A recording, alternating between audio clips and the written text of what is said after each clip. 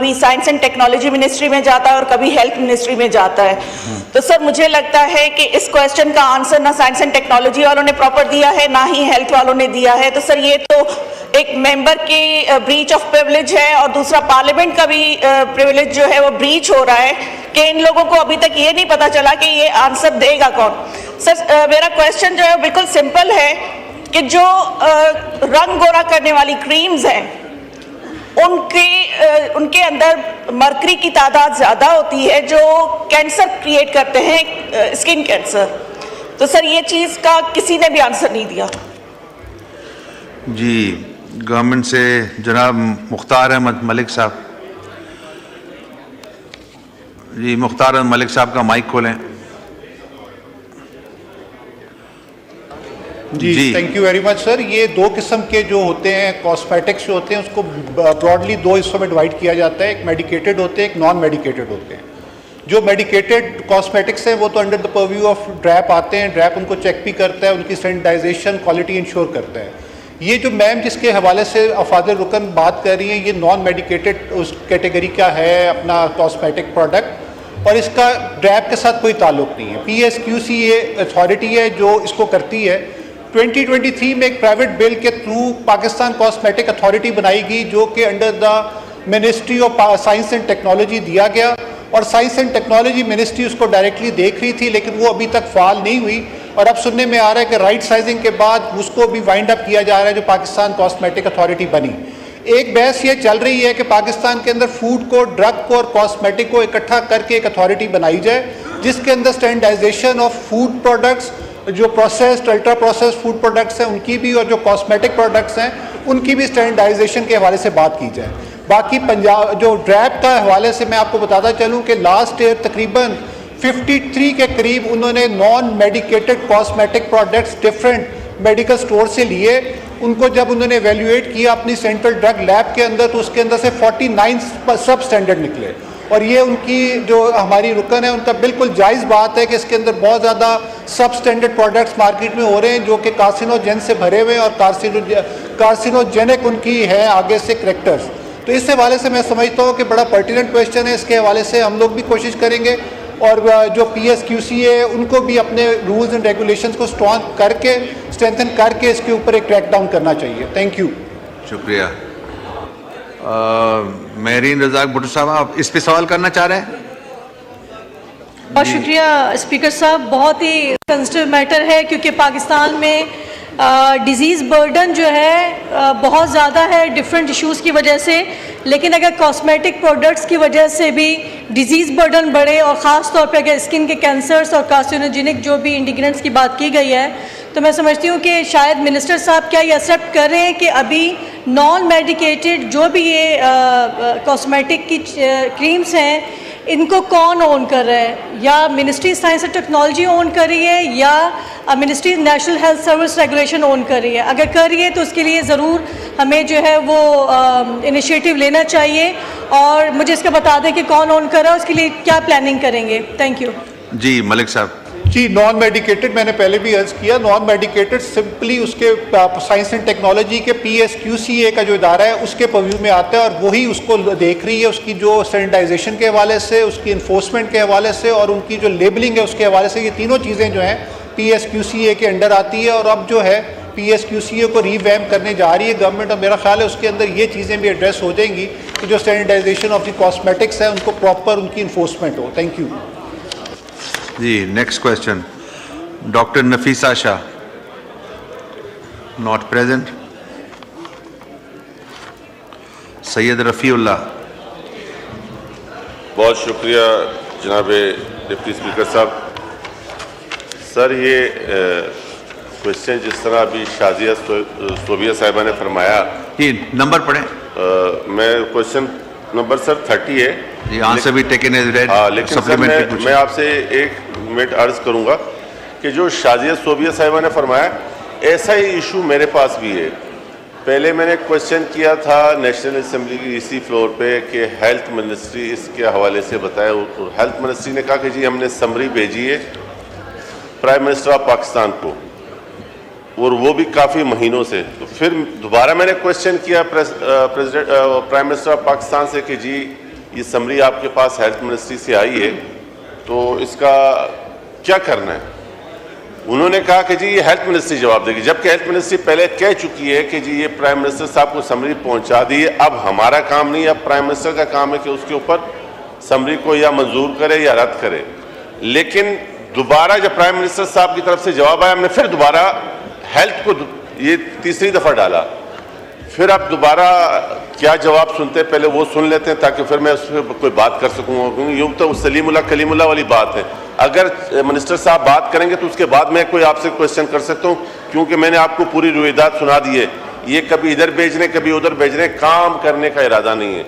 तो अगर मिनिस्टर साहब का आंसर आएगा, मैं आपसे फिर मुझे मौका दीजिएगा, मैं क्वेश्चन कर सकूँ, आपकी मेहरबानी होगी। जी मलिक साहब। जी sir, thank you very much sir. ये एक एफर्ट शुरू हुई कि पाकिस्तान का जो गवर्नमेंट ऑफ पाकिस्तान के जितने गजेटेड नॉन गजेटेड ऑफिसर्स हैं उनकी हेल्थ इंश्योरेंस करवाई जाए। उसके हवाले से एक समरी हमने मूव की और इस इंटेंट के साथ मूव की कि तमाम जितने ऑफिसर्स हैं गजेटेड नॉन गजेटेड, और हमने तो उसके अंदर स्पीकर साहब के ऑफिस को लेके ये भी कोशिश की कि तमाम MNAs और सेनेटर्स की भी हेल्थ इंश्योरेंस हो। उसके हवाले से जब इन प्रिंसिपल अप्रूवल के हवाले से लिया भेजा गया प्राइम मिनिस्टर ऑफिस में, तो चंद एक क्वेरीज उसके हवाले से आई, जिसके अंदर पहली क्वेरी ये थी कि क्या इसका फाइनेंशियल इम्पैक्ट क्या होगा गजेटेड वाइज। ये वो नेचुरल जो पहले पिछली गवर्नमेंट के अंदर जो सेहत सहूलत प्रोग्राम के हवाले से जो हेल्थ इंश्योरेंस थी, ये 1 मिलियन पे अक्रॉस द बोर्ड नहीं होनी। यहाँ पे अगर गजेटेड ऑफिसर ने अपना कोई ट्रांसप्लांट कराना है तो वो भी सरकार के ऊपर है कि सरकार ने करवा के देना है, उसकी रीएम्बर्समेंट्स होती हैं। तो ये कोई इतना इजी काम नहीं था कि जाना है और 1 मिलियन की इंश्योरेंस होनी है और वापस आ जाना है। इसके हवाले से गजेटेड वाइज कौन कौन सी सहूलतें देनी है, कैंसर की देनी है, ट्रांसप्लांट्स की देनी है, कौन कौन सी ट्रीटमेंट पैकेजेस उसके अंदर देने, कितनी अमाउंट तक का देना है, उसके हवाले से एक स्टडी जो है वो चल रही है। उसके हवाले से चंद एक जो कमेटीज है अपना काम कर रही है। जो ही उसके हवाले से कोई जवाब आता है तो उसके हवाले से हम प्राइम मिनिस्टर हाउस में भेजेंगे, फिर वो फैसला करेंगे कि इसको अप्रूव करना है या इसको उन्होंने रिग्रेट करना है। Thank you. शुक्रिया।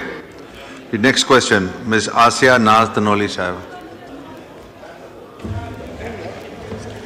शुक्रिया जनाब डिप्टी स्पीकर साहब। सर मेरा सवाल नंबर पढ़ें प्लीज। सवाल नंबर 50। आंसर भी टेकन एज रेड। सर मेरा सवाल मेडिकल के स्टूडेंट्स के हवाले से था और सवाल के जवाब में सर ये कहा गया है कि वो स्टूडेंट जो कि बाहर के ममालिक से यूनिवर्सिटी से पढ़ के आते हैं, उसके बाद वो NEB का टेस्ट देते हैं और अगर वो यहाँ पे क्वालिफाई नहीं होते तो फिर उन्हें किसी भी यूनिवर्सिटी में दाखिला नहीं मिलता। 2 साल बाहर पढ़ के आने के बाद अगर वो क्वालिफाई नहीं होते तो उनके लिए तमाम दरवाजे बंद हो जाते हैं। तो सर क्या फिर उन्हें दोबारा MCAT का टेस्ट देना पड़ता है या वो क्या करें? क्योंकि माशरे की तरफ से इतना उनके ऊपर प्रेशर होता है, ख़ासकर फैमिली की तरफ से, और वो डिसहार्ड हो जाते हैं। कितने ही बच्चों को देखा गया कि वो खुदकुशियाँ भी करने पर उतर आते हैं। तो सर हम उन्हें आसानियाँ बांटनी चाहिए, ना कि हम उन्हें मुश्किलात में जो है डालें। तो इसके लिए कोई ना कोई ऐसा तरीक़ेकार होना चाहिए ताकि उन बच्चों के लिए आसानियाँ पैदा हों और ये बच्चे आगे तालीम जारी रख सकें। आप ये देख लीजिएगा कि अगर इस तरीके से नहीं हुआ तो ये बच्चे जो कि मेडिकल की तरफ आना चाहते हैं वो क्या करेंगे? हमारे पास पहले ही डॉक्टर्स और इंजीनियर्स इस हालात में हैं कि वो मुश्किलात का शिकार हैं, आगे नौकरियां नहीं हैं, रोज़गार नहीं है, वो परेशान हाल हैं। और अगर हमारे वो बच्चे, अब मैं समझती हूँ हमारी जो पाकिस्तान की क्रीम है वो बाहर की तरफ जा रही है डिसहार्ड होके, तो इसलिए उस मुश्किलात में से निकालने के लिए हमें उन्हें यहाँ पे आसानी दें, मुख्तलिफ यूनिवर्सिटीज़ में उनको दाखिले दें ताकि वो अपनी तालीम जारी रख सकें। जी शुक्रिया। जनाब मुख्तार अहमद मलिक साहब। जी sir, thank you very much sir. ये समझना पड़ेगा, ये हमारी जो मोहतरम रुकन है उन्होंने जिनके बारे में सवाल किया, ये वो स्टूडेंट्स हैं जो पाकिस्तान के अंदर मेरिट पे तमाम किसी भी मेडिकल कॉलेज में एडमिशन नहीं ले सके और उसके बाद उन्होंने बगैर किसी चीज़ को, और बाहर भी कोई ऐसा मेरिट का क्राइटेरिया नहीं था जो एडमिशन्स हुई। यहाँ पे एजेंट्स बैठे हुए हैं जो उनका चाइना, सेंट्रल एशियन स्टेट्स और तमाम जगहों पे जहाँ पे हमें कोई मेडिकल कॉलेजेस के स्टैंडर्ड्स के बारे में कोई आइडिया नहीं, वहाँ पे जाके ये लोग एडमिशन्स ले रहे हैं। जब ये पाकिस्तान वापस आके हमारी जनरल पॉपुलेशन को आके ट्रीट करने के हवाले से वापस आएंगे तो एक बार और एक फ़िल्टर सेट किया गया जिसको नेशनल एग्जामिनेशन बोर्ड NEB का नाम दिया गया। जब तक वो एग्ज़ाम पास नहीं करेंगे they won't be eligible to practice in Pakistan. और पूरी दुनिया के अंदर, हर मुल्क के अंदर, अमेरिका में, USA में ली, इंग्लैंड में प्लैब, ये तमाम एग्जाम्स फिल्टर्स लगाए गए, उसके मुताबिक वो फिल्टर पास करेंगे तो then they are eligible to practice in those countries. तो ये नहीं हटाया जा सकता है इस बुनियाद पे कि किसी को सहूलत मुहैया करनी है। इसको हम और मजबूत और ज़्यादा सख्त कर रहे हैं ताकि यहाँ पे जो स्टूडेंट्स आएँ यहाँ पे जो डॉक्टर्स आएँ बाहर से पढ़ के, वो एक स्टैंडर्ड के डॉक्टर्स हों और एक अच्छे तरीके से यहाँ की पॉपुलेशन का, यहाँ के लोगों को इलाज की सहूलत मैसर कर सकें। Thank you sir. जी शुक्रिया। नेक्स्ट क्वेश्चन सैयद शेला रजा साहिबा। Question number 29। आंसर भी टेकन एज रेड, सप्लीमेंट्री पूछे। सर मेरा सप्लीमेंट्री जो है उसका जवाब बहुत तफसील से आया है। उसमें मुझे ये पूछना है कि जब हम इस एनेक्स्चर को देखते हैं तो जून 2020 और जून 2021 यहाँ पे तो हमें हर चीज़ में डिक्लाइन है, लेकिन जून 30 2022 से 23 तक हमें हर चीज़ में जो है वो एक प्रॉफिट नज़र आया है, चाहे वो revenue from contract with custom हो, चाहे वो revenue from other rental income हो, एक्सपेंडिचर हो, ग्रॉस प्रॉफिट हो, ऑपरेटिंग प्रॉफिट हो, फाइनेंस कॉस्ट हो। लेकिन बदकिस्मती ये है कि जून 2023 में इतने इंक्रीज़ हुआ, लेकिन इस 24 में हर चीज़ में हमें डिक्लाइन है। और इसकी हमें वजह बता सकते हैं, क्योंकि ये अच्छा खासा डिक्लाइन है, कि क्या ऐसी वजह हुई। एक तरफ तो हमें बहुत खबरें मिलती हैं कि हम बहुत अच्छी तरह से हर डिपार्टमेंट को ले जा रहे हैं, लेकिन इसमें हर चीज़ में, चाहे टैक्सेशन हो, चाहे एक्सपेंडिचर हो, चाहे आपका रेवेन्यू कॉन्ट्रैक्ट हो विद कस्टमर्स के साथ, ऑपरेटिंग प्रॉफिट हो, प्रॉफिट बिफोर लेवीज हो, और प्रॉफिट बिफोर टैक्सेशन हो, तो इसमें डिक्लाइन की क्या वजह है?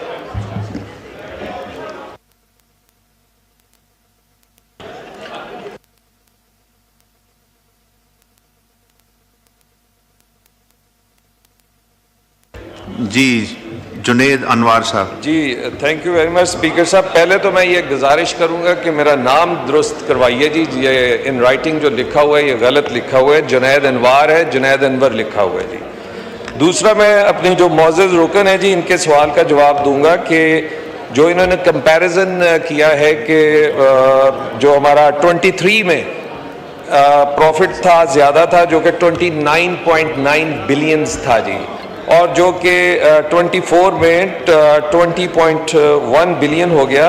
ये 10 बिलियंस का शॉर्टफॉल हुआ। इसकी वजूहात थी कि 2023 में हमारे कुछ जहाज़ सेल हुए जिनकी जो उससे रिटर्न मिला वो भी इसमें हमारी इनकम में शामिल हो गया, और उसके बाद फ्रेट रेट्स भी हमारे रिवाइज हुए, और उसके बाद डॉलर का रेट भी बढ़ा, जिसकी वजह से हमारा प्रॉफिट उसमें बहुत ज़्यादा रिफ्लेक्ट हो रहा है। जबकि 2024 में हमारी कुछ शिप्स जो थी इनकी रिपेयर्स आईं, और 2 जहाज़ हमारे जो हैं वो ग्राउंड हो गए, जिससे हमारी इनकम कम हुई। लेकिन इंशाल्लाह ताला इन फ्यूचर हम अपनी जो और हमारा फ्लीट जो है इसे बड़ा भी कर रहे हैं, और इंशाल्लाह ताला ये जो हमारी प्रॉफिटेबिलिटी प्लस साइड पे जा रही है इसे इंशाल्लाह और बढ़ाएंगे भी जी। थैंक यू जी शुक्रिया। नेक्स्ट क्वेश्चन शर्मिला फारूकी साहिबा। थैंक यू डिप्टी स्पीकर साहब। Question number 30। आंसर भी taken as read, supplementary. Sir Pakistan railways में सिक्योरिटी के हवाले से सवाल है कि हुकूमत पाकिस्तान ने इस पर क्या इकदाम उठाए। सर हमने हाल ही के अंदर जाफ़र एक्सप्रेस का भयानक वाक़या देखा, तो ये जो सारा जवाब लिखा हुआ है कि इतने पर्सनल हैं, इतनी मॉनिटरिंग हो रही है, इतनी सिक्योरिटी अरेंजमेंट्स हैं, ये तो सारा रिडंडेंट हो गया ना सर। लेकिन सर फिर भी मैं एक सप्लीमेंट्री पूछ लेती हूँ मिनिस्टर साहब से। सर पिछले 5 सालों में पाकिस्तान रेलवेज़ में 537 एक्सीडेंट्स हुए हैं, जिसके अंदर से सर 32% वो एक्सीडेंट्स हैं जो अनमैन्ड लेवल क्रॉसिंग्स पे हैं, उस पर कोई ऑटोमेशन नहीं है, उसके ऊपर कोई फेंसिंग नहीं है। सर 32% 537 का मतलब ये 127। सर दूसरी चीज़ ये है कि अगर 5 सालों का आप खमियाजा निकाल के देखें तो पर ईयर 107 एवरेज आता है एक्सीडेंट्स का। सर एक बहुत बड़ा नंबर है। सर मुझे बताइए कि इसके ऊपर कोई इकदाम उठाए जा रहे हैं कि इनके ऊपर फेंसिंग की जाए। दूसरी चीज़ सर ह्यूमन एरर की वजह से 217 एक्सीडेंट्स हो चुके हैं ह्यूमन एरर की वजह से, जो रेलवे ऑफिशियल्स ने किए हैं। किसी किस्म की कोई बाज़गश नहीं है, कोई जिम्मेदारी नहीं है, कोई अकाउंटेबिलिटी नहीं है, कोई सज़ा या जज़ा का तयन नहीं है। सर ये तो इट्स क्रिमिनल के लोगों की जानें जा रही हैं। फिर सर मैं ये पूछना चाह रही हूँ मिनिस्टर साहब से एक बहुत अहम चीज़, क्योंकि हम दुनिया में जब बेस्ट प्रैक्टिसेस देखते हैं तो हम देखते हैं कि इंडिया के अंदर एक डेडिकेटेड रेलवे फोर्स है वहाँ पर, विच कंप्राइजेज ऑफ 75,000 पर्सनल्स, जो वहाँ रेलवे सिस्टम की सिक्योरिटी देखती है, पैसेंजर्स की सिक्योरिटी देखती है। क्या हमारी हुकूमत पाकिस्तान रेलवेज के हवाले से also in the aftermath of the Jaffar express accident क्या कोई स्टैंड अलोन फोर्स बनाने की तैयारी भी कर रही है कि पैसेंजर्स का तहफ़्फ़ुज़ हो? जी जी, बिलाल कियानी साहब, आपकी नेक्स्ट चेयर है लेफ्ट पे, चलें। जी शुक्रिया डिप्टी स्पीकर साहब। ये जी पहले सिक्योरिटी के हवाले से जो ऑनरेबल मेंबर ने सवाल रेज़ किया जी, सबसे पहले जो उन्होंने आखिर में बात की मैं उसको एड्रेस करना चाहूँगा कि रेलवेज़ की अपनी एक डेडिकेटेड फोर्स है जो कि रेलवेज़ पुलिस है, उसकी स्ट्रेंथ 2802 है जी, 2802 पुलिस पर्सनल हैं। और इसका तरीक़ेकार ये है कि जो नॉर्मल ट्रेन्स हैं जो कि आपकी आउटसाइड बलूचिस्तान, चाहे वो पंजाब में हो, खैबर पख्तूनख्वा में हो, वहाँ पे एक SOP है कि हर ट्रेन के ऊपर 2 से 4 रेलवेज़ पुलिस के एहलकार होते हैं।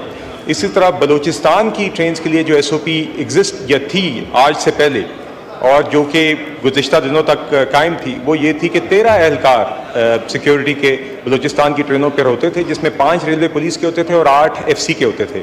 अब जो गुज़िश्ता दिनों में सानिया हुआ है उसके मद्देनज़र रखते हुए हमारी रेलवेज़ पुलिस भी, पाकिस्तान रेलवेज़ डेली बुनियादों पर सिक्योरिटी जितनी भी लॉ इन्फोर्समेंट एजेंसीज़ हैं उनके साथ डेली कोऑर्डिनेशन कर रही है। बलूचिस्तान में ख़ास तौर पे हाउ टू इम्प्रूव थिंग्स, उसके हवाले से 1-2 चीज़ें तय भी पा गई हैं। जिस तरह मैंने आपको कहा बलूचिस्तान की ट्रेनों में पहले 13 एहलकार होते थे, अब ये 22 एहलकार होंगे, जिसमें 11 FC के होंगे और 11 रेलवे पुलिस के होंगे। साथ ही साथ जो क्वेटा रेलवे स्टेशन है इसकी फेंसिंग के ऊपर भी काम फैसला हो गया, एस्टिमेशन हो गई है और उसको मज़ीद बीफ अप किया जा रहा है। जो वॉक थ्रू गेट्स और स्कैनर्स हैं उनको भी नए वहाँ पे लगाए जा रहे हैं, रिप्लेस किया जा रहा है। अब बॉम्ब डिस्पोजल का एक पहले से ही इंतज़ाम मौजूद है, मगर उसके अंदर भी इम्प्रूवमेंट्स की जा रही हैं। और जो कम्युनिकेशन की भी कहीं पे अगर इक्विपमेंट हमारी नहीं काम कर रही उसको भी बेहतर किया जा रहा है। इसके अलावा बलूचिस्तान की ट्रेन्स पे स्निफर डॉग्स के चेक्स भी होते हैं और ये चेक्स दीगर मकामात पे मच, सिब्बी और क्वेटा में भी होते हैं। इसके अलावा जी अब जाफर एक्सप्रेस के इस सानिये के बाद अब हम इंशाल्लाह हमारी कोशिश है कि डेली बुनियादों पर बलूचिस्तान में एक वहाँ पे सिक्योरिटी क्लियरेंस का अमल जारी है। कोशिश है कि जल्द ही बोलान और जाफर एक्सप्रेस को बहाल किया जाए। जो ऑनरेबल मेंबर का सवाल था रिगार्डिंग एक्सीडेंट्स, देखिए जी इसका मुस्तकिल हल तो ML1 है जिसको अब हम परसू कर रहे हैं और उसके नतीजे में आपकी एक हाई स्पीड ट्रेन होगी, सेफ होगी, जिसमें क्रॉसिंग्स भी कुछ सेक्शंस में नहीं होंगी, बहुत जगहों पे अंडर पासेस या ओवरहेड ब्रिजेस होंगे और लेवल क्रॉसिंग्स भी जो होंगी वो एक जदीद सिस्टम के तहत होंगी। मगर इसके अलावा भी PSDP के तहत हमारे प्रोजेक्ट्स हैं जिसमें जगह जगह ट्रैक की मरम्मत का अमल शामिल है। बहुत शुक्रिया। शुक्रिया। सहर कामरान साहब, आप सवाल पूछना चाह रहे हैं? मैं सप्लीमेंट्री पूछना चाह रही हूँ। एक सवाल कीजिए। जी, मैं ये पूछना चाह रही हूँ वज़ीर साहब से कि हमारे जो एक्सीडेंट्स की एक वजह जो है वो इंफ्रास्ट्रक्चर की ख़राबी है और दूसरा ये कि बजट डेफिसिट्स हैं जिनकी वजह से इंफ्रास्ट्रक्चर मेंटेन नहीं हो सकता। तो क्या ये भी एसरटेन किया है कि बजट डेफिसिट की या मिस अप्रोप्रिएशन की क्या परसेंटेज है और उस पर क्या एक्शन लिए गए और ये इंफ्रास्ट्रक्चर कब अपग्रेड होगा? क्योंकि जो मेनली हमारा जो रेलवे का इंफ्रास्ट्रक्चर है जो कभी अंग्रेज़ों के ज़माने में बन गया वो हार्डली कहीं मेनटेन हुआ है, तो उसके ऊपर कितनी तवज्जो है कि एक बेहतर रेलवे सर्विस जो कि बहुत ज़रूरत है जिससे ज़्यादा पैसेंजर्स जो है वो ट्रैवल कर सकते हैं रेलवे पे, उसके ऊपर भी तवज्जो दी जाए और इनफ जो है बजट दिया बिलाल कियानी साहब। डिप्टी स्पीकर साहब, बिल्कुल ऑनरेबल मेंबर ने सही फरमाया कि हमारी ट्रैक की डिफिशेंसीज हैं, इसीलिए नवाज शरीफ साहब की हुकूमत में CPEC के तहत ML1 प्रोजेक्ट को इन्विजिट किया गया था। ये यकीनन एक वी वुड हैव वांटेड कि ML1 पे काम बहुत पहले शुरू हो गया होता, मगर आज हम इसको परसू कर रहे हैं। आप जानते हैं CPEC का एक अहम हिस्सा है, उसको वजारत भी परसू करिए।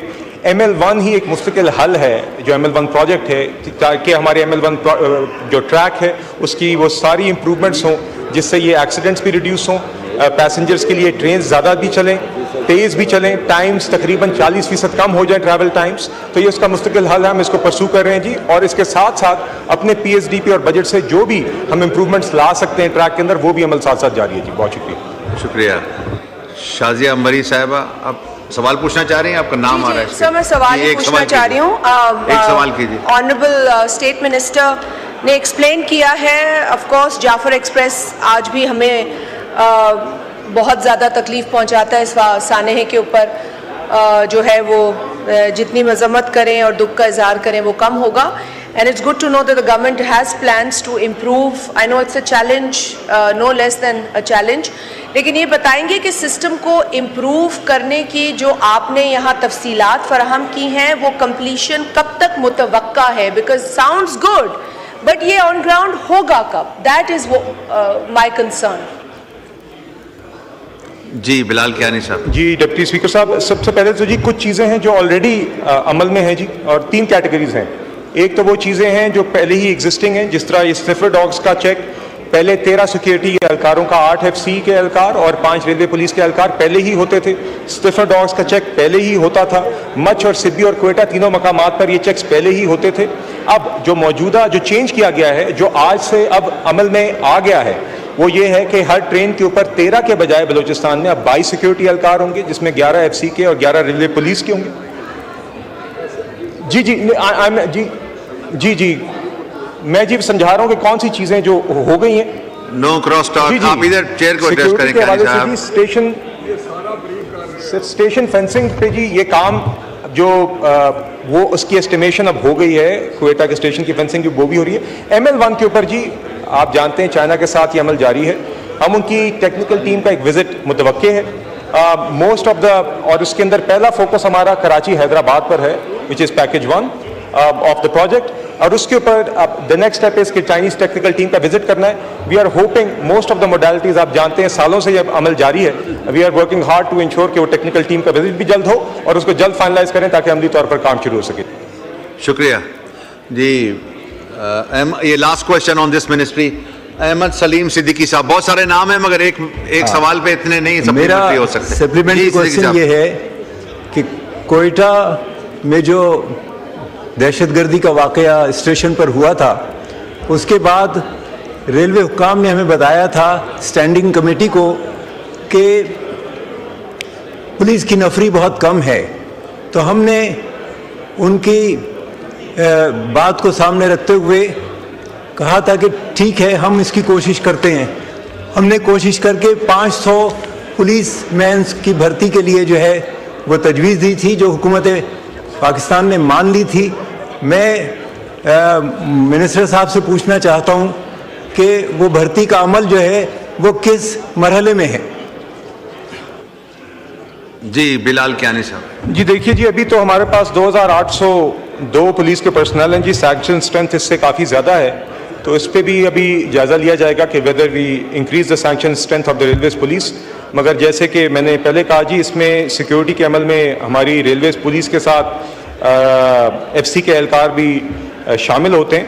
अगर बीफ अप करनी पड़ी रेलवेज पुलिस की अपनी स्ट्रेंथ तो उस पर भी गौर करेंगे जी। और अदरवाइज ओवरऑल भी जो भी सिक्योरिटी पर्सनल एडिक्वेट और इंश्योर करने के लिए कि किसी भी किस्म का इस तरह का हादसा आइंदा ना हो और हमारे पैसेंजर्स और शहरी सिक्योर हैं, वो सारे काम किए जाएंगे जी। आपकी इजाज़त से एक हिस्सा शाजिया मरी साहिबा के सवाल का फ्यूचर प्लान्स के बारे में उन्होंने कहा था, ML1 का मैंने ऑलरेडी जिक्र कर दिया जी। इसके अलावा हम पब्लिक प्राइवेट पार्टनरशिप्स भी देख रहे हैं ताकि हम पैसेंजर ट्रेन के अंदर और फ्रेट के लिए भी हम आगे अपॉर्चुनिटीज़ देखें और अपने भी जो एग्जिस्टिंग स्टॉक है उससे मजीद जो लोड ऑप्टिमाइजेशन कर सकते हैं, हम अपने ट्रेन स्केड्यूल को मजीद ऑप्टिमाइज़ कर सकते हैं ताकि ज़्यादा ट्रेनें भी चल सकें और रेवेन्यू कलेक्शन भी बेहतर हो। इंशाल्लाह इन सारे चीज़ों को इस पर काम भी हो रहा है, गौर भी हो रहा है जी, और इसकी मजीद तफसीलात हम हाउस में पेश करते रहेंगे जी। शुक्रिया।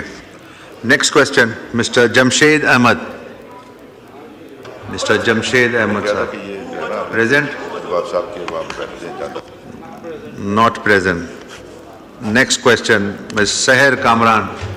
जी, question number 32। Answer be taken as read. Supplementary.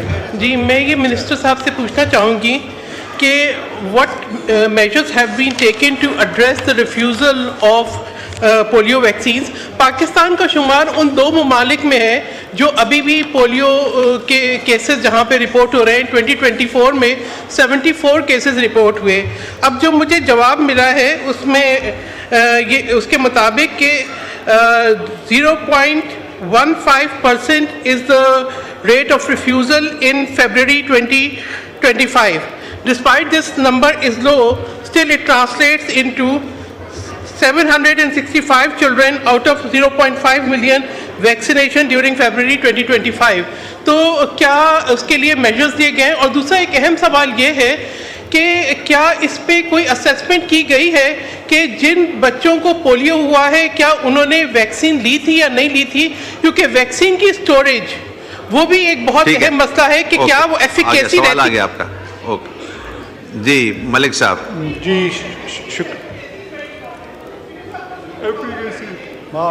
जी एक सवाल होता है ना मैडम, आप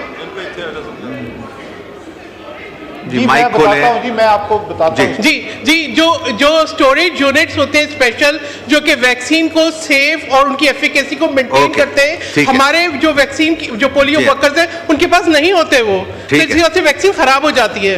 ओके जी मलिक साहब। जी सर, सबसे पहले एफिकेसी के बारे में बता दूं कि जितनी पोलियो वैक्सीन वाइल्स होती हैं उसके अंदर एक छोटा सा पोर्शन होता है जिसके अंदर कलर चेंज हो जाता है अगर वो पोलियो एफिशिएंट ना हो पोलियो वैक्सीन, और उसी से पता चल जाता है कि ये अब इनफेक्टिव होगी और इसको देने का कोई नहीं। और तमाम पोलियो वर्कर्स की जो ट्रेनिंग्स होती हैं उसके अंदर ये चीज़ उनको बताई जाती है कि अगर ये कलर चेंज करे इस बल्ब के अंदर तो ये इनएफिशिएंट होगी और ये पोलियो वैक्सीन को आपने आगे ट्रांसमिट नहीं करना और नहीं पिलाना बच्चों को।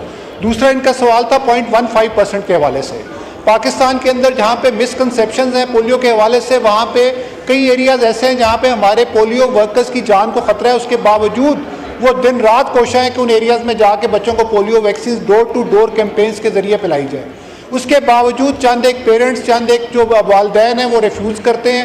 हमारे पास तकरीबन उन बच्चों का तमाम डाटा है जिसकी बुनियाद पे हमने 0.1% ऑफ रिफ्यूज़ल्स, नॉन अवेलेबिलिटी या जो वहाँ पे बच्चों की अपना पेरेंट्स का जो रेजिस्टेंस है उसके हवाले से ये फिगर है हमारे पास। उसके बाद रूटीन इम्यूनाइजेशन दूसरा एक टूल है जिसके ज़रिए हम इन बच्चों को जाके पहुँच रहे हैं। ये पोलियो वैक्सीन के बाद जो फिगर्स आ जाते हैं, हमारी जो EPI प्रोग्राम है, एक्सटेंडेड प्रोग्राम ऑफ इम्यूनाइजेशन, उसके ज़रिए हम कोशिश कर रहे हैं कि इन बच्चों के पास जाया जाए और इस गैप को फिल किया जाए। थैंक यू जी। जी ये आप सवाल करना चाह रही हैं डॉक्टर सोबिया साहब? जी सप्लीमेंट्री पे। Thank you sir. मेरा सप्लीमेंट्री क्वेश्चन ये है कि जैसे अभी डॉक्टर साहब ने बताया कि वैक्सीनेटर्स को ये सारी ट्रेनिंग दी जाती है, सर वैक्सीनेटर्स को ये तक पता नहीं होता है कि अगर कलर चेंज हो गया है या उनको किस तरह से स्टोरेज करना चाहिए वैक्सीन को, ये ट्रेनिंग नहीं होती है। क्योंकि मैंने खुद एक वैक्सीनेटर को इस बात पे पकड़ा था कि उन्होंने कलर चेंज होने के बावजूद बच्चे को वैक्सीनेशन दी थी। और उसके अलावा सर हमारे जो 75 केसेस पोलियो के अभी तक हुए हैं उनमें मोस्टली केसेस वो हैं जो ऑलरेडी वैक्सीनेटेड थे और उनमें WPV जो वाइल्ड पोलियो वायरस 1 है उनकी टाइप डायग्नोज हुई है। तो सर उसके लिए डॉक्टर साहब क्या कहेंगे? जी सर, सबसे पहले मैं बताना चलूँ कि जो तमाम जितने हमारे 4,50,000 पोलियो वैक्सीनेटर्स जो हैं, जो क्या वर्कर्स हैं, उनके पास तमाम के पास वो फ्रोज़न बॉक्स हैं, फ्रीज़र बॉक्स हैं जिसके अंदर वो आइस के साथ इसमें टेम्परेचर ऑफ 4 डिग्री सेंटीग्रेड को मेंटेन करते हैं। और अगर इनके पास कोई ऐसी चीज़ आई है तो प्लीज़ उसके बारे में बताएं। हमारी जो मॉनिटरिंग है, LQS है, PCMs हैं, ये तमाम WHO और गेट्स फाउंडेशन मिल के इसको कंडक्ट करवाता है। बाकी जो इनका सवाल है कि पोलियो के डोजेस के बावजूद, तो मैं बताता चलूं कि पोलियो डोज के अलावा जो 2-3 और चीज़ें बहुत इंपॉर्टेंट है पोलियो से बचाव के हवाले से, उसके अंदर रूटीन इम्यूनाइजेशन की कवरेज भी बहुत इंपॉर्टेंट है। उसके अंदर न्यूट्रिशन भी बहुत ज़रूरी है। मेल नरिश स्टंटेड बच्चे जो हैं उनको जितने मर्जी आप ड्रॉप्स पिला दें वो इम्यूनिटी नहीं बना सकते, उनकी इम्यूनिटी नहीं डेवलप हो सकती। ये 3-4 फैक्टर्स हैं। और जिस तरह पहले शेख कामरान साहिबा ने कहा कि ये इस चीज़ को बिल्कुल हम देख रहे हैं कि जिन बच्चों ने ड्रॉप्स पिए हैं उनके अंदर एंटीबॉडीज़ अगर हुई हैं और उस तरीके से हुआ है। और इस बार इतने अनयूजुअल किस्म के केसेस, हम सिर्फ 5 साल तक के बच्चों को पोलियो की वैक्सीन पिलाते हैं। 14 साल का केस भी पॉजिटिव आया है, 10 साल का बच्चा भी पॉजिटिव आया है, और अभी जो मंडी बहाउद्दीन के अंदर 9 साल का एक बच्ची है जो पॉजिटिव आई है और उसको बड़े माइल्ड पैरालिसिस हुए हैं। और उनकी जो पावर है, जो AFP है, वो ना होने के बराबर है। लेकिन हमने उसके बावजूद अपनी सर्वेलेंस की बुनियाद पे उनको नॉमिनेट भी किया है, उनको वहाँ पे हमने डिक्लेयर भी किया उन केसेस को। और इसके हवाले से हम उन एरियाज़ को जो कोर रिजर्वायर्स हैं जिसके अंदर कराची, लाहौर और कराची, साउथ KP और कोयटा ब्लॉक है, इन सारों के ऊपर हम लोग एक स्पेशल अब IFPVs की जो कैंपेन है वो स्टार्ट करने जा रहे हैं। और मेरा ख्याल है कि इसके बाद जब कोर रिजर्वायर्स को हम एड्रेस कर लेंगे तो पोलियो के अंदर ये जो प्रेवलेंस है, जो ऑलरेडी उसके अंदर खातिर ख्वाह कमी आई है, इंशाल्लाह हम लोग ये इम्यूनिटी डेवलप करने के भी काबिल हो जाएंगे। थैंक यू जी। शुक्रिया। नेक्स्ट क्वेश्चन सैयद अबरार अली शाह साहब। माइक खोलें, माइक खोलें शाह साहब का। जी खुला हुआ है सर। मेरा मिनिस्टर साहब से ये क्वेश्चन है। नहीं, सवाल नंबर पढ़ें। Question number 33। आंसर भी taken as read on supplement. जवाब में कई इक़दामात का जिक्र किया गया है। सवाल ये है कि इन स्टेप्स के बावजूद भी जो अखराजात और आमदन में बड़ा फ़र्क है, तो मैं ये पूछना चाह रहा हूँ इस अखराजात को कम करने के लिए कौन से स्टेप्स ले रहे हैं मिनिस्टर साहब? जी बिलाल कियानी साहब, कौन से स्टेप्स ले रहे हैं आप? जी शुक्रिया डिप्टी स्पीकर साहब। दो चीज़ें जी, एक मैं रेवेन्यू ऑप्टिमाइजेशन, रेवेन्यू बढ़ाने के हवाले से भी और कॉस्ट कटिंग के हवाले से भी दो तीन काफ़ी मेजर्स ले रहे हैं, मगर दो तीन सब हम सामने रखना चाहूँगा जी। कॉस्ट कटिंग के हवाले से, क्योंकि ऑनरेबल मेंबर ने पहले जिक्र किया जी, एक तो हम अपनी फ्यूल कॉस्ट को कम करने के लिए PSO के साथ एक कॉन्ट्रैक्ट इम्प्रूव किया है। पहले ऐसा होता था कि PSO जो फ्यूल देता था वो आपको देता था कि ट्रेन पे ही आपको देता था कि आप स्टेशन तक भी खुद पाकिस्तान रेलवेज लेके जाती थी, और फिर उसमें एक तनाव रहता था कि कितना स्टार्ट में दिया गया, कितना पहुंचा, और रिकन्सिलिएशन के मसाइल होते थे। तो अब उनके साथ ये मुआहदा किया गया है कि जहां जहां पर भी फ्यूल के डिपोज बने हुए हैं पाकिस्तान रेलवेज के अपने, वहीं पर ही PSO को डिलीवर करने की जिम्मेदारी होगी एट द नोजल, और वहाँ पे जदीद सिस्टम इस्टेब्लिश करने की इन्वेस्टमेंट भी PSO कर रहा है जी पाकिस्तान रेलवेज के उन डिपोज के अंदर। इससे खातिर ख्वाह हम एक्सपेक्ट करें कि फ्यूल कॉस्ट में रिडक्शन आएगी। इसमें से 12 में से 8 स्टेशन पे ये काम मुकम्मल हो चुका है और ये अमल शुरू हो गया है। इसी तरह फ्रेट के हवाले नेट मीटराइजेशन के अमल से पाकिस्तान रेलवेज की पहले जो बिजली की कंजम्पशन थी वो 120 मिलियन यूनिट्स थी, वो अब 70 मिलियन यूनिट्स पर आ गई है।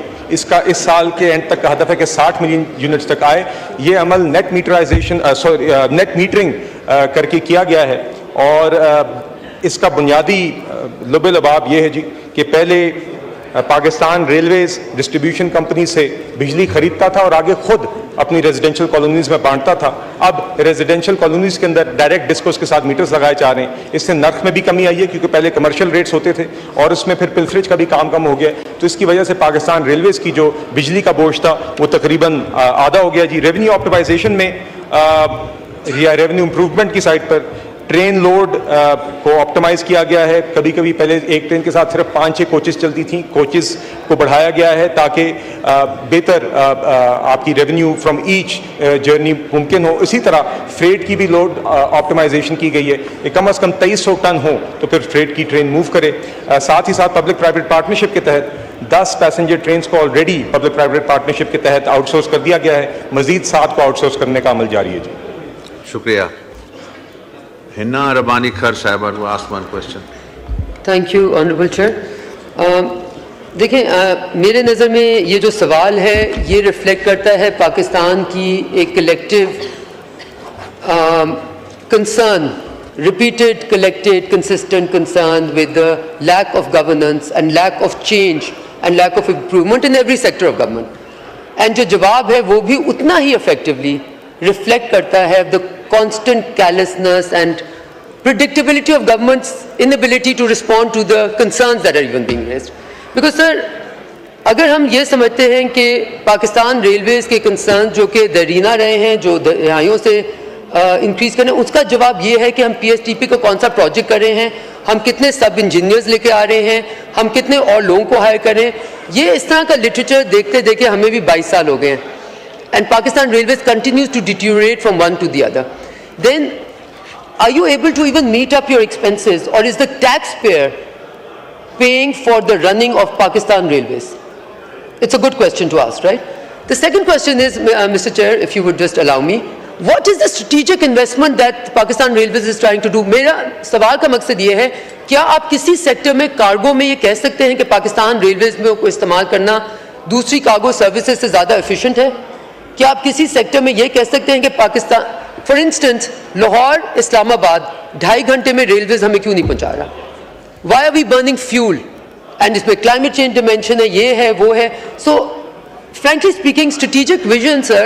In all of these 5, 6, 7 pages of answer, what is reflected is exactly the same तर्ज-ए-अमल और वही सोच का तरीका जिसकी वजह से पाकिस्तान रेलवेज आज एक पूरे मुल्क के ऊपर एक बोझ बन के बैठी हुई है, बजाय इसके कि वो एक एसेट था जो कि अंग्रेज छोड़ के गए, जिसको हमने एक अपनी बहुत बड़ी लाइबिलिटी बना दी। जी बिलाल कियानी साहब। जी शुक्रिया डिप्टी स्पीकर साहब। देखिए, सबसे पहले तो I would like to state कि जो सवाल मुझसे ऑनरेबल मेंबर शाह साहब ने किया था उसका जवाब मुनासिब था। इस हद तक तो I disagree with the honourable member who's just asked the question. उन्होंने कॉस्ट कटिंग का सवाल किया था, मैंने स्पेसिफिक कॉस्ट कटिंग मेजर्स पेश किए थे। जहाँ तक उनका दूसरा सवाल है वो बिल्कुल पर्टिनेंट है और जायज़ है, एंड उसके अंदर कोई डाइवर्जेंस ऑफ व्यूज़ नहीं है बल्कि मुकम्मल इत्तेफाक है। पाकिस्तान रेलवेज़ एक इदारा है जिसको थोड़ी सी नहीं, खातिर ख्वाह से इम्प्रूवमेंट नहीं बल्कि ट्रांसफॉर्मेशन की ज़रूरत है। एक ऐसा इदारा है जो खसारा मेकिंग और आज का नहीं है। ये सब जितनी जमातें यहाँ पे बैठी हुई इन सब की हुकूमतों के अंदर ये रहा है और ये एक मुस्तकिल मसला है जो हमारा ओवरऑल स्टेट ओन्ड एंटरप्राइजेस के मसले को रिफ्लेक्ट करता है। इसके मुस्तकिल हल यही है। सबसे पहले तो जी ML1 का प्रोजेक्ट जो कि ताखीर का एक शिकार रहा है, हमारी गवर्नमेंट में इन्विजिट किया गया था, we are now trying to push through that, we really feel can change things, क्योंकि जब आपके ट्रैक की एफिशिएंसी, आपके ट्रैक की रिलायबिलिटी और आपकी ट्रैक की स्पीड बढ़ेगी तो आप एग्जिस्टिंग रोलिंग स्टॉक से ही ज़्यादा रेवेन्यू कमा सकेंगे, ज़्यादा पैसेंजर्स को ज़्यादा स्पीड पर, ज़्यादा सेफ्टी के साथ आप उनको मुल्क में गुजार सकेंगे, ज़्यादा फ्रेट को गुजार सकेंगे।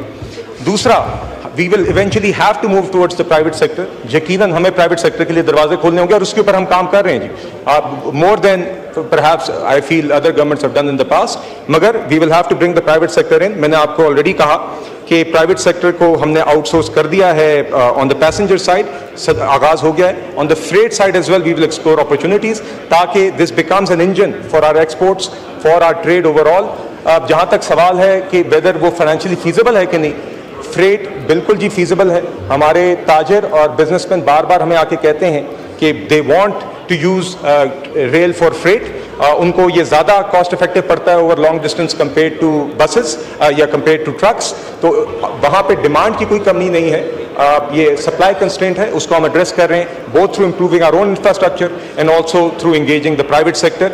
और ये इवेंचुअली हम जो चाह रहे हैं कि एक्सपोर्ट भी हमारा आगे जब बढ़े तो उसमें हमें सेंट्रल एशिया की तरफ भी जो रेल लिंक्स बनाने हैं उसमें भी रेल का किरदार होगा।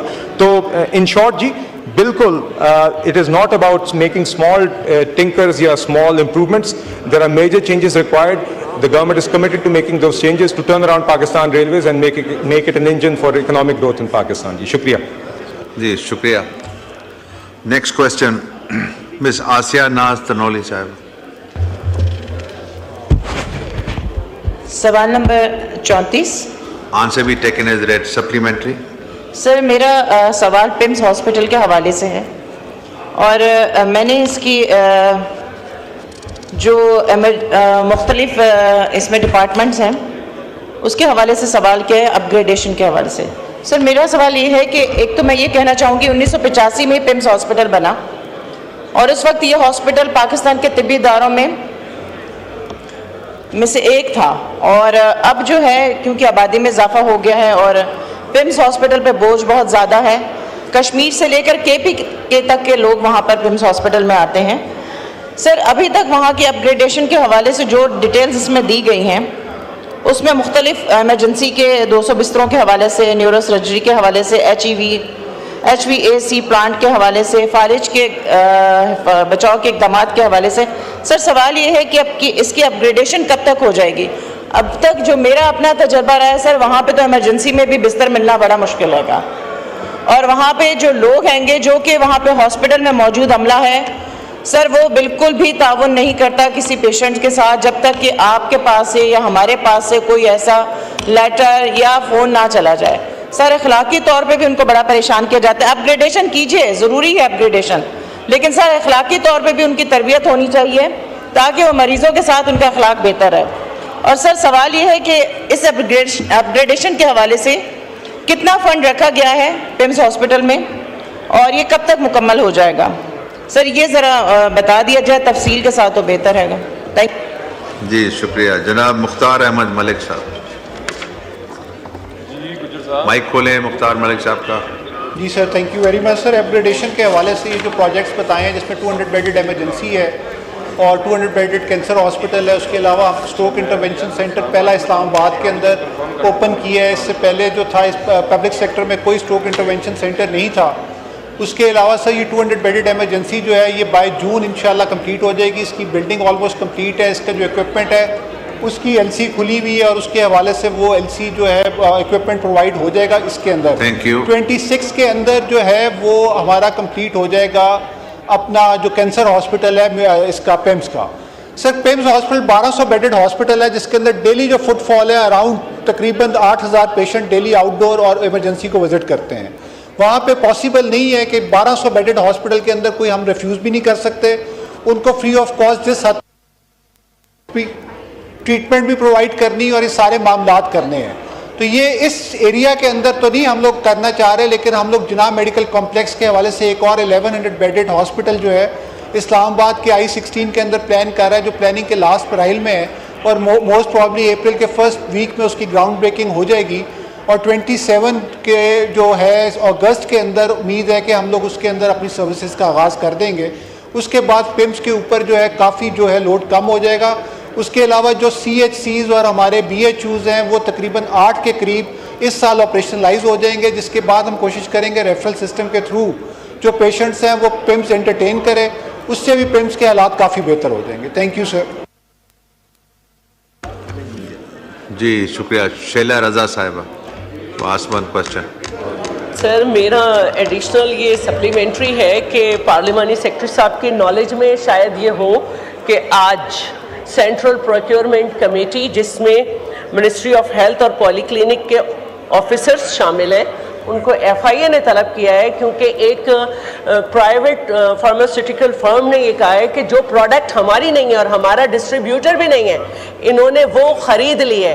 तो मैं ये बड़ा एक सीरियस मैटर है, अच्छी बात है कि इसमें FIA है, तो मैं चाहूँगी कि आप ज़रा ये चीज़ें देखें कि ऐसा कैसे हो रहा है कि सेंट्रल प्रोक्योरमेंट कमेटी वो चीज़ें ख़रीद रही है जो फर्म की है नहीं, ना उनका डिस्ट्रीब्यूटर है। जी अभी पार्लिमानी सेक्रेटरी नहीं है शैला रजा साहिबा, वो स्टेट मिनिस्टर हैं इस पर। जी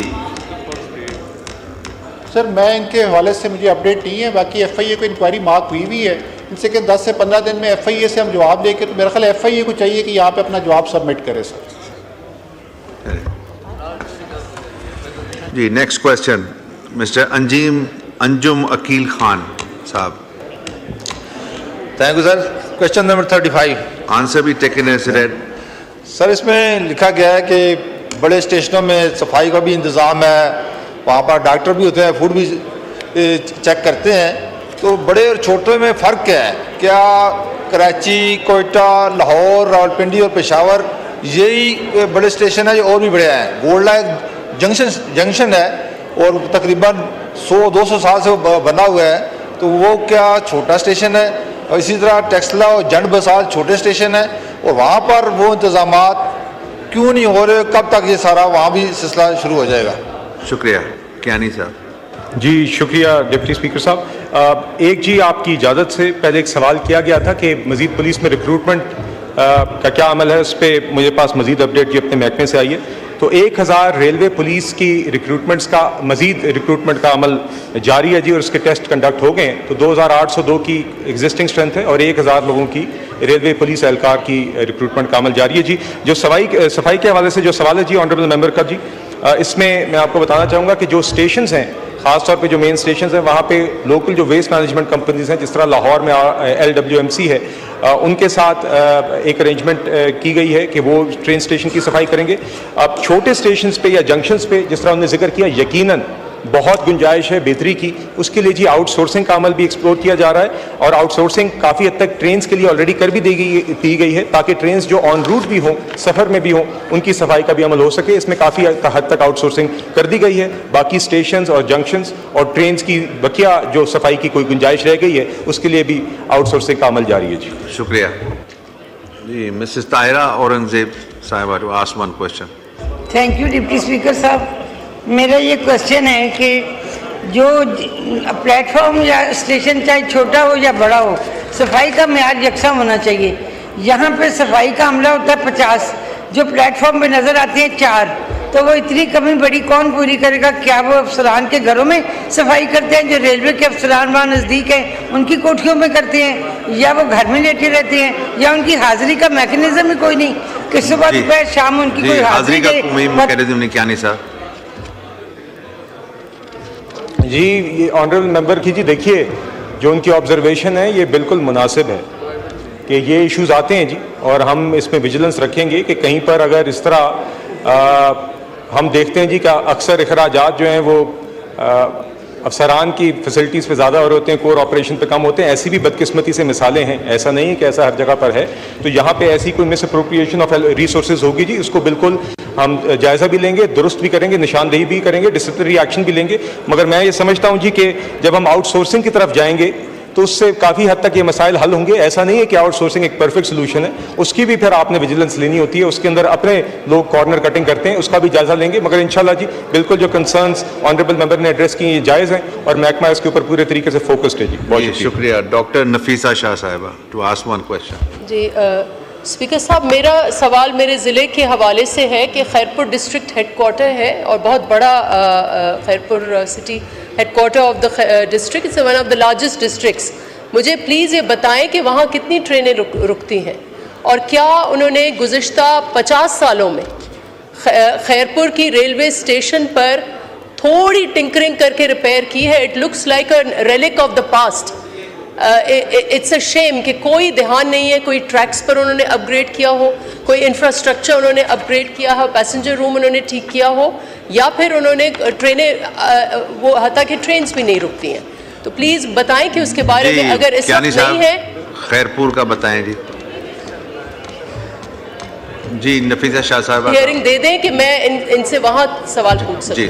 जी क्या नहीं साहब। जी डिप्टी स्पीकर साहब, बिल्कुल जी। देखिए, ऑनरेबल मेंबर का बड़ा जायज़ सवाल है, और हर ऑनरेबल मेंबर का अपना एक राइट है कि वो अपने कंस्टिट्यूंसी में जो भी रेल सर्विसेज हैं उसके मुतालिक, उसकी इंप्रूवमेंट के मुतालिक सवाल रेज करें जी। मेरे पास to be very honest immediately इसका जवाब नहीं है कि कितनी ट्रेन रुकती हैं जी, मैं चेक करवा लूँगा। जिस तरह ऑनरेबल मेंबर ने सजेस्ट किया, अगर आपके सवाल कमेटी में रेफर कर देंगे, हमारी कमेटी की मीटिंग अगले हफ्ते हो भी रही है, तो उसमें जी वी विल इंश्योर कि कॉम्प्रिहेंसिव रिस्पॉन्स इज गिवन, और जो भी ऑनगोइंग काम उधर बेहतरी के लिए भी हो रहा है उस पर भी हम इंशाल्लाह ब्रीफिंग देंगे। ये रेफर करते हैं कमेटी को ये सवाल।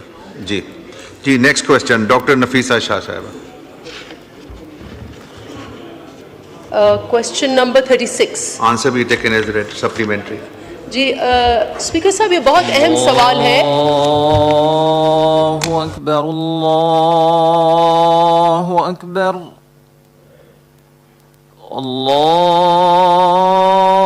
अल्लाहु अकबर, अल्लाहु अकबर। अशहदु अन ला इलाहा इल्लल्लाह,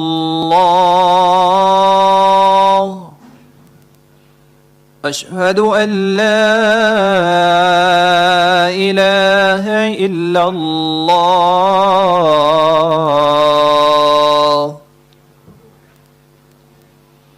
अशहदु अन्न मुहम्मदर रसूलुल्लाह,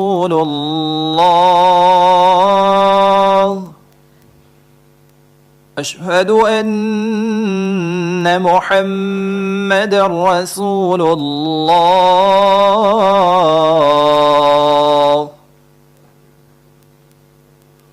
हय्य अलस सलाह,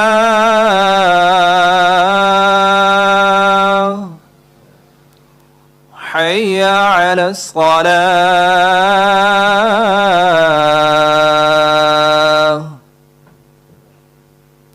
हय्य अलल फलाह,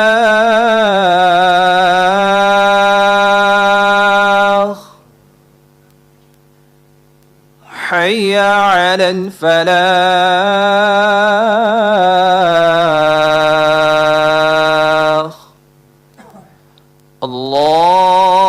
अल्लाहु अकबर, अल्लाहु अकबर, ला इलाहा इल्लल्लाह।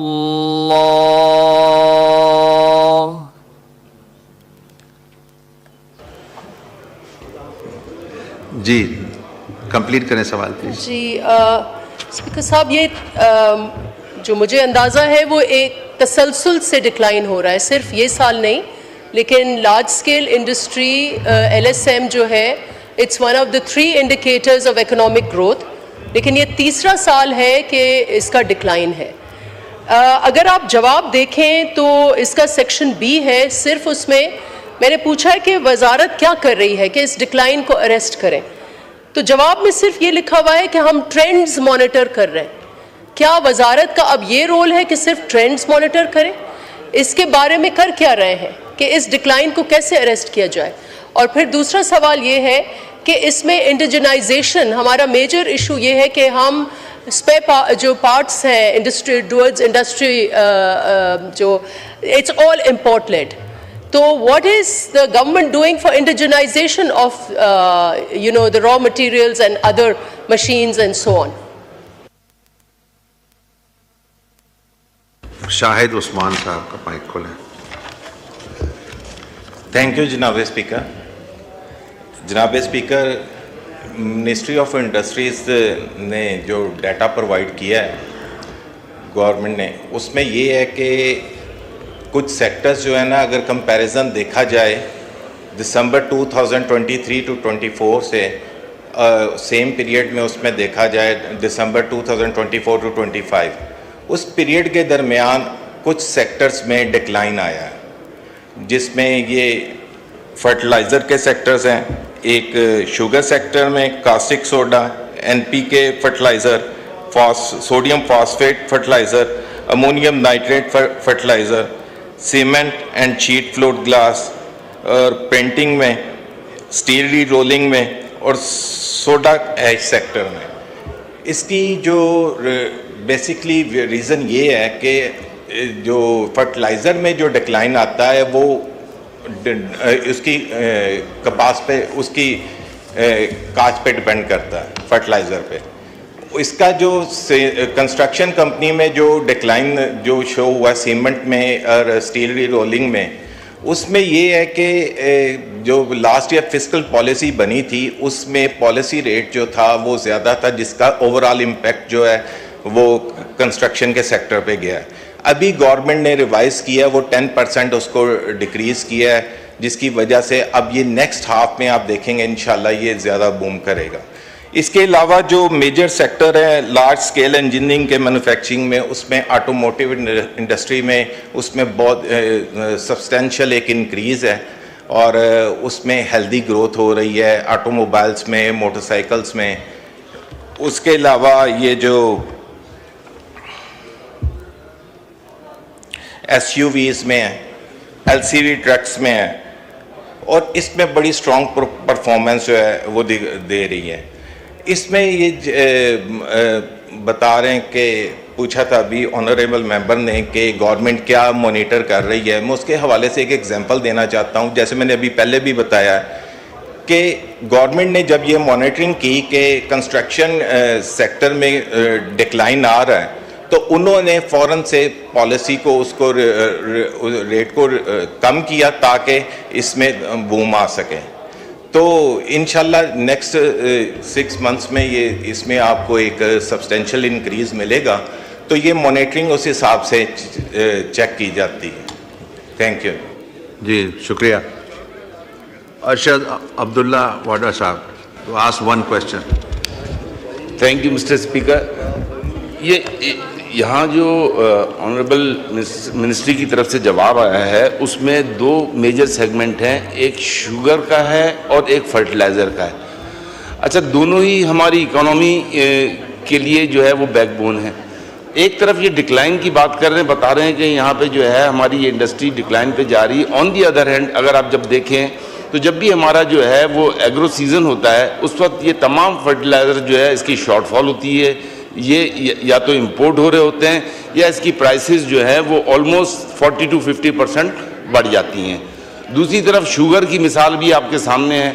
अगर शुगर की इंडस्ट्री भी डिक्लाइन पे है तो जो शुगर का इशू अभी आया है कि शुगर हमारी एक्सपोर्ट हो गई और लोकल प्राइसेस जो है बढ़ गई, तो ये दोनों चीज़ें अब डिक्लाइन पे, ये यहाँ पे बता रहे हैं कि ये इंडस्ट्री डिक्लाइन पे है, इंजीनियरिंग सेक्टर को ये बता रहे हैं कि वो अप्रिशिएट हो रहा है, बट जो डिक्लाइन पे आपकी बैकबोन है जिससे आपकी इकोनॉमी डिपेंड करती है मुल्क की, आप उसकी तरफ जो है, मैं ये समझता हूँ कि ये डिक्लाइन है या ये फिर टैक्स सेविंग के लिए जो है ये इंस्टीट्यूशंस अपना टैक्स बचाने के लिए अपने लॉसेस दिखा रहे हैं या प्रॉफिट्स को कम दिखा रहे हैं।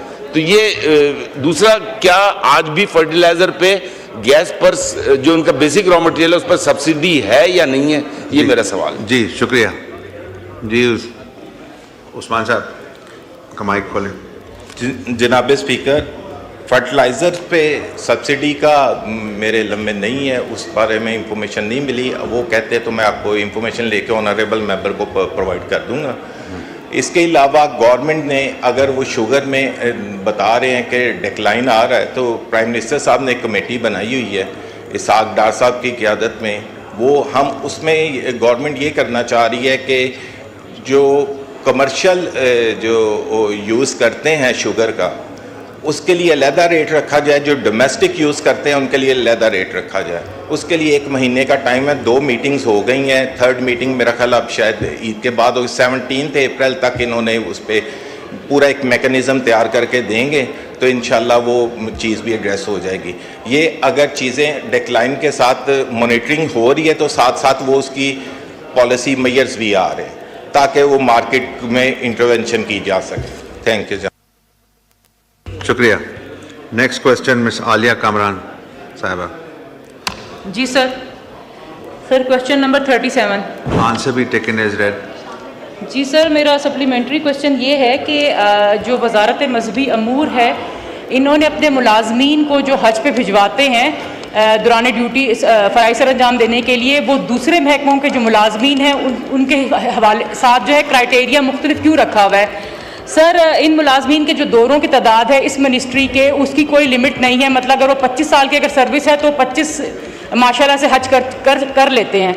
और सर, जो दूसरे मुलाजमीन हैं दूसरे महकमों के, उनके लिए लिमिट है कि वो 3 दफ़ा जाने के बाद वो नहीं जा सकते। सर, इसके अलावा जो NTS के नाम के ऊपर एक दूसरे महकमों के लिए टेस्ट रखा गया है, इनके लिए नहीं है, ये इससे एग्जाम्प्ट हैं।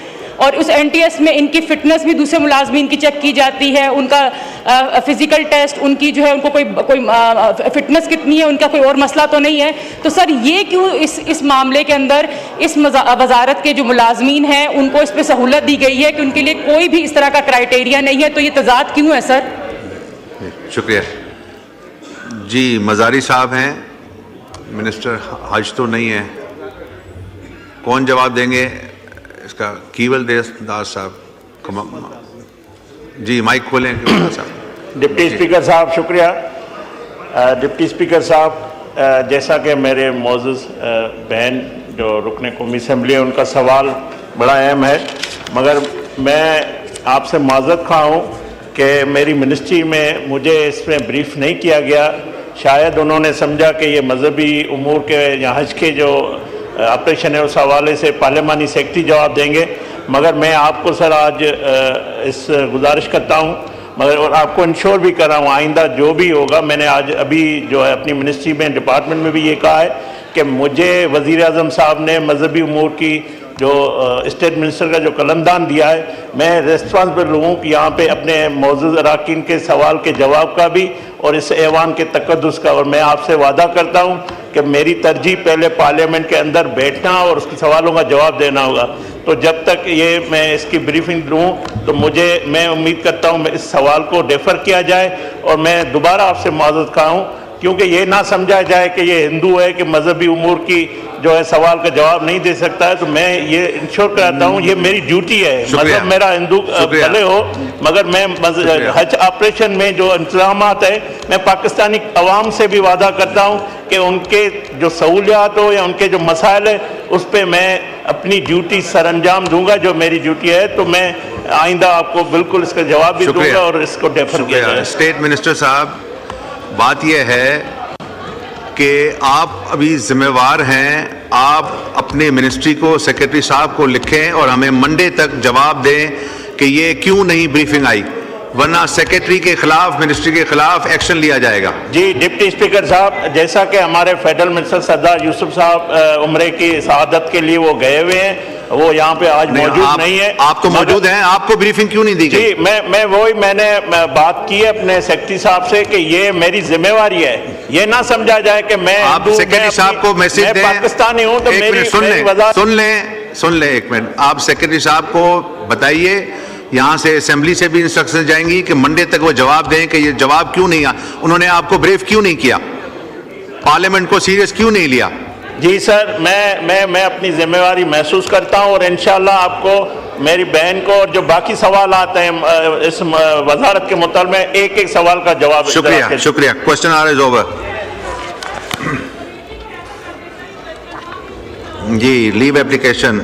Ms. Amber Majid has requested for the grant of leave. Is leave granted? Granted. Mr. Muhammad Abdul Ghaffar Wattu has requested for the grant of leave. Is leave granted? Granted. Says Javed Ali Shah has requested for the grant of leave. Is leave granted? Granted. Sanjay Pramani has requested for the grant of leave. Is leave granted? Granted. Rana Muhammad Hayat Khan requested for the grant of leave. Is leave granted? Granted. Nazir Ahmad Bugyo has requested for the grant of leave. Is leave granted? Granted. Mir Ghulam Ali Talpur has requested for the grant of leave. Is leave granted? Granted. Makhdoom Sayyid Samiul Hassan Gilani has requested for the grant of leave. Is leave granted? Granted. Malik Sohail Khan has requested for the grant of leave. Is leave granted? Granted. Mr. Asad Kaisar has requested for the grant of leave. Is leave granted? Granted. Shazia Mari has requested for the grant of leave. Is leave granted? Granted. Mr. Khurshid Ahmad Junejo has requested for the grant of leave. Is leave granted? Granted. Mr. Abdul Aleem Khan has requested for the grant of leave. Is leave granted? Granted. Jam Abdul Kareem Bijar has requested for the grant of leave. Is leave granted? Granted. Mr. Fatehullah Khan has requested for the grant of leave. Is leave granted? Granted. Mr. Shabir Ali Bijrani has requested for the grant of leave. Is leave granted? Granted. Mr. Muhammad Shahryar Khan Maher has requested for the grant of leave. Is leave granted? Granted. Mr. Ramesh Lal has requested for the grant of leave. Is leave granted? Granted. Mr. Umar Farooq has requested for the grant of leave. Is leave granted? Granted. Mr. Muhammad Ilyas Chaudhary has requested for the grant of leave. Is leave granted? Granted. Khwaja Shiraz Mahmood has requested for the grant of leave. Leave granted? Granted. Nawab Dada Mir Jamal Khan Resani has requested for the grant of leave. Is leave granted? Granted. Mr. Mujahid Ali has requested for the grant of leave. Is leave granted? Granted. Mr. Muhammad Iqbal has requested for the grant of leave. Is leave granted? Granted. Mr. Gohar Ali Khan requested for the grant of leave. Is leave granted? Granted. Raja Osama Sarwar has requested for the grant of leave. Is leave granted? Granted. Mr. Nelson Azim has requested for the grant of leave. Is leave granted? Granted. Calling attention notice. Item number 3, Sharmila Farooq. जी, नमाज का time हो रहा है, please Thank you, Deputy Speaker Saab. Sir, I invite attention of the Minister for Finance and Revenue to a matter of urgent public importance regarding excessive tax burden on the salaried class, which is creating severe financial hardship, causing grave concern amongst the public. जी, बिलाल कियानी साहब। जी शुक्रिया deputy speaker साहब।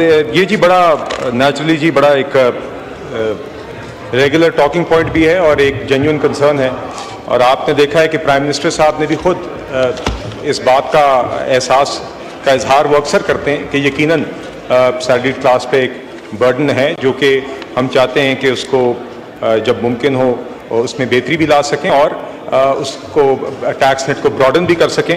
आप जानते हैं कि आज अभी हम एक फिस्कल स्टेबिलिटी के एक सफ़र पर हैं, हम मैक्रो इकोनॉमिक स्टेबिलिटी के सफ़र पर हैं, हम एक IMF प्रोग्राम में हैं, तो इंशाल्लाह जी इसमें हम we appreciate the duty that the salaried class performs, the taxes that they pay. Tax net को ब्रॉडन करेंगे तो ये बोझ सब में बिटेगा, जो कि सबकी जिम्मेदारी भी है। उसके हवाले से मैं सिर्फ इतना ज़रूर कहना चाहूँगा जी कि इस साल FBR की टैक्स कलेक्शन में इस माली साल में फरवरी तक 26% इजाफा हो चुका है। 7,345 billion rupees have been collected compared to 5,891 billion rupees in the same period last year। और प्राइमरी सरप्लस जो कि हुकूमत के आमदन और अखराजात में अगर आप इंटरेस्ट एक्सपेंस को निकाल दें जो गैप होता है उस वो भी तकरीबन नियरली डबल हुआ है, 3,518 अरब रुपए हो गया है। पिछले साल 1938 ठीक है, शुक्रिया। आगे ठीक है, थैंक यू शर्मिला फारूकी साहिबा to ask one question. Speaker साहब, वादा था जिनका वो वफा ना कर सके इकबाल, हम खाक नशीनों को ही इल्ज़ाम दिया जाता है। लंबी चौड़ी तकरीर कर दी सर, लेकिन जो तनख्वाहदार तबका है सर उसको रिलीफ देने के हवाले से हर साल वादा किया जाता है। हर साल ये कहा जाता है कि टैक्स नेट को बढ़ाया जाएगा, हर साल ये कहा जाता है कि हम तनख्वाहदार तबके पे टैक्स कम करेंगे, लेकिन वो वादा वफा नहीं होता सर। 2023-24 के अंदर तनख्वाहदार तबके ने 368 बिलियन कंट्रीब्यूशन किया है सर, और सर पिछले साल जुलाई से लेकर दिसंबर तक ऑलरेडी 256 बिलियन। सर मेरा सवाल ये है कि क्या इस मुल्क में एक मुनज़्ज़म तरीके से तनख्वाहदार तबके का कत्ल किया जा रहा है और इसके ऊपर कोई सुनवाई नहीं है? सर उसके ऊपर ये डायरेक्ट टैक्सेस के अंदर जो हम टैक्सेस दे रहे हैं सर, फिर उसके अलावा जो इनडायरेक्ट टैक्सेस हैं 15 से 20% सब्सिडी है हर चीज़ के ऊपर। पेट्रोल पे टैक्स हम दे रहे हैं, बिजली पे टैक्स सर हम दे रहे हैं, इंफ्रास्ट्रक्चर का कोई हाल नहीं है, स्कूल हमारे बच्चों को मुयस्सर नहीं है, सेहत की सहूलियात नहीं है। लोग कह रहे हैं सर कि हम तनख्वाहदार जो टैक्स कट किया आता है, सो सर। ओके, बिलाल क्या नहीं चाह। शुक्रिया डिप्टी स्पीकर साहब, I realise time is short, I will be very brief. देखिए जी, सबसे पहले तो हमें चादर देखकर पांव फैलाने हैं जी, ये मजबूरियां इसी वजह से हैं, मगर बिल्कुल हमें इस बात का एहसास है कि salary class more than it's fair share अदा कर रही है, और प्राइम मिनिस्टर साहब ने बार बार कमिटमेंट दिया कि जब भी सर्कमस्टांसेस विल अलाउ उसमें हम बेहतरी लाएंगे। मैं एक मुख्तसर फैक्ट जरूर रखना चाहूँगा कि 4.2 मिलियन सैलरीड जो आपके टैक्स पेयर्स हैं, उसमें से 3.2 मिलियन अक्सरियत वास्ट मेजॉरिटी वो हैं जिनकी तनख्वाह साल की 1 लाख तक है। ये जो लोग जिनकी साल की तनख्वाह 12 लाख तक है, माहाना तनख्वाह 1 लाख की है, तो मेजॉरिटी वो लोग हैं जिन लोगों की तनख्वाह साल की 6 लाख है, मतलब कि माहाना 50,000 तक है, उनके ऊपर कोई टैक्स नहीं है, और जिनकी तनख्वाह सालाना 12 लाख है और साल और महीने की 1 लाख है, उनके ऊपर 2,500 रुपये का टैक्स लगता है। तो ये अक्सरियत है जो हमारे टैक्स पेयर्स की है। इसके बावजूद हम समझते हैं कि सैलरी टैक्स पेयर्स पे बोझ कम करना है, और इसके इंशाल्लाह we will, the government is committed to ensuring कि बेहतर करें। टैक्स नेट ब्रॉडनिंग के ऊपर जो क्योंकि मैडम ने रेज किया जी, मैं इतना जरूर शेयर करना चाहूँगा कि रिटेलर्स से इस साल में पिछले साल के कंपैरिजन में इस माली साल में फरवरी तक रिटेलर्स जो फाइलर्स हैं वो ट्रिपल हो गए हैं, 2 लाख से 6 लाख हो गए, और उनसे जो टैक्स कलेक्शन है वो 190 अरब से बढ़कर 425 अरब रुपए हो गई। ओके, शुक्रिया। आसिया नाज तनोली साहब, I ask one question, please be brief.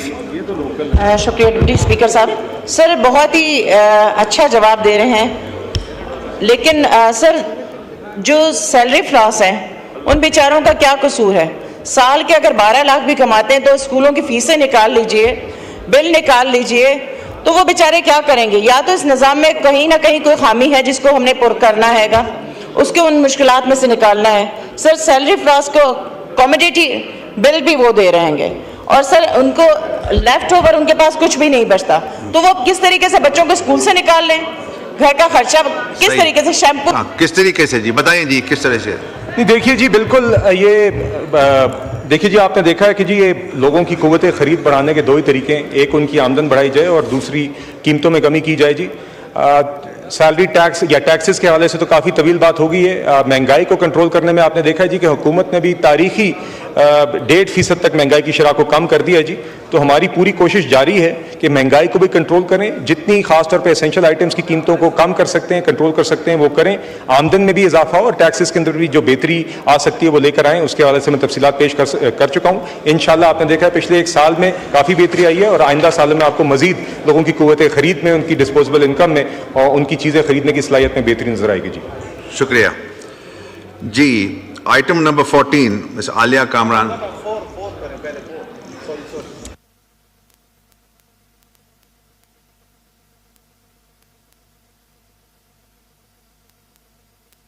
Kamran साहबा, एक आइटम रह गया नंबर 4, वो जरा कर लें।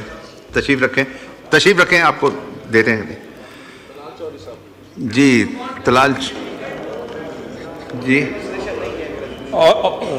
रेजोल्यूशन सिर्फ 4 जी। तलाल चौधरी साहब। सर 4 वाला सिर्फ, दूसरा नहीं सर। वो नहीं सर, आपसे हुआ नहीं, कह रहे कि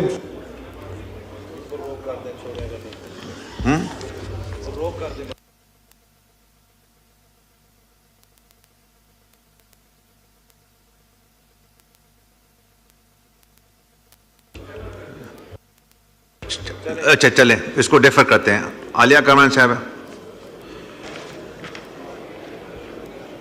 जी सर। जी पढ़ें प्लीज। जी सर, वज़ीर बराए ख़जाना व महासिल की तवज्जो अवाम में गहरी तशवीश का बायस बनने वाले फौरी अवामी अहमियत के मामले की जानिब दिलाना चाहती हूँ, जो कौमी बजट स्कीमों को इस्लामी शरीयत के मुताबिक शुरू ना किए जाने से मुतल्लिक है। जी बिलाल कियानी साहब। जी शुक्रिया डिप्टी स्पीकर साहब। ये जी देखिए ये CDNS की स्कीम्स हैं जी, और इसमें CDNS ने इस्लामिक विंडो ऑपरेशंस जुलाई 2023 में शुरू किए थे, और इसमें जी तकरीबन 4 प्रोडक्ट्स हैं जी, जिनका मुख्तलिफ टेन्योर होता है। कोई रनिंग अकाउंट है, किसी की 1 साल, 3 साल, 5 साल की मुद्दत है। इसमें डिफरेंट प्रॉफिट फ्रीक्वेंसीज हैं, डिफरेंट इंटरेस्ट रेट्स हैं, और ये इजारा या गवर्नमेंट के जो इस्लामिक सुकूक्स हैं उसके तर्ज पर ये होते हैं जी। ये अभी जी रिज्यूम नवंबर 2024 में हो गए हैं। ये बात सही है कि जुलाई या फरवरी 2024 में ये थोड़ी देर के लिए रुक गए थे, क्योंकि जो इसके अंडरलाइंग एसेट्स होते हैं जिसकी बुनियाद पे ये इंस्ट्रूमेंट्स जारी की जाती हैं वो एग्जॉस्ट हो गई थी। वो उसके बाद जब मजीद अंडरलाइंग एसेट्स इसमें ऐड कर दी गई हैं तो ये इसकी ऑपरेशंस रिज्यूम हो गए हैं जी। नवंबर 2024 से ये जारी हैं। अभी तक इसमें 64 अरब रुपए की इन्वेस्टमेंट हो चुकी है, और ये प्रोडक्ट्स आज भी अवेलेबल हैं, ब्रांचेस में भी अवेलेबल हैं, डिजिटली भी अवेलेबल हैं। शुक्रिया। आलिया कमरान साहब टू आस्क वन क्वेश्चन। जी सर, इन्होंने सही फरमाया। ये जैसे बता रहे हैं कि इन्होंने अगस्त के महीने में स्टार्ट किया भाई, अब जो डेट बताइए, क्योंकि मुझे सर यहाँ पे 30 अगस्त को जो जवाब दिया गया था उसमें ये बताया गया था कि 74 बिलियन का जो सर इनके पास रकम जमा हुई थी उसको अभी तक इन्वेस्ट नहीं कर पा रहे। उनको आपने कहा कि स्टार्ट कर लिया हमने इन्वेस्ट करना, और जी स्टार्ट कर लिया सर। अच्छी बात है, क्योंकि एक कट लाइन डेट हमारे पास है इंशाअल्लाह ताला मुल्क से दस्तूरी तरमीम के नतीजे में, और ये जो हमें शरीयत कोर्ट का फैसला उसके मुताबिक सूद को ख़त्म करना है। सर मेरा सवाल ये है कि जो गवर्नमेंट जो प्राइवेट सेक्टर्स हैं वो इस तरह की जो कौमी बचत की स्कीमें हैं उसमें बहुत कामयाबी से काम कर रहे हैं और कामयाब हो रहे हैं और बड़ा मुनाफा दे रहे हैं, तो हमारी जो सरकारी सेक्टर्स हैं वो क्यों नहीं इस तरह से मुनाफा बख्श इस मामले के अंदर जो है वो जल्द अज जल्द अपने आप को कर रहे हैं। जी बिलाल कियानी साहब, जुम्मे का टाइम हो रहा है, प्लीज। जी जी वेरी क्विकली जी, डेट्स का पहले ऑनरेबल मेंबर ने सवाल किया था, तो बिल्कुल जी फरवरी 2024 में ये सस्पेंड हुई थी टेम्परेरली। नवंबर 2024 से ये फिर से रिज्यूम कर दी गई हैं। जितने भी मेंबर्स ने फरवरी से पहले इसमें इन्वेस्ट किया गया था उनकी इन्वेस्टमेंट में किसी किस्म की खलल नहीं आई थी। उनको जो रिटर्न मिलने थे वो मिलते गए थे, उनको किसी किस्म की परेशानी फेस नहीं करनी पड़ी थी। जो नए कस्टमर्स थे उनके लिए नवंबर से ये काम रिज्यूम किया गया। ये बिल्कुल इसके नॉर्मल ऑपरेशंस हो रहे हैं जी। जहाँ तक मैडम ने बात की कि आवाम के लिए अदरवाइज जो प्रोडक्ट्स अवेलेबल हैं नेशनल सेविंग्स में इन इस्लामिक प्रोडक्ट्स के अलावा दीगर और प्रोडक्ट्स भी अवेलेबल हैं जी, और गवर्नमेंट इसको बेहतर करने के लिए आवाम के लिए काम जारी रखती है जी। शुक्रिया। In exercise of the powers conferred by Clause 1 of the Article 54 of the Constitution of Islamic Republic of Pakistan, I hereby prorogue the National Assembly session summoned on Tuesday, the 11th March 2025 on the conclusion of its business.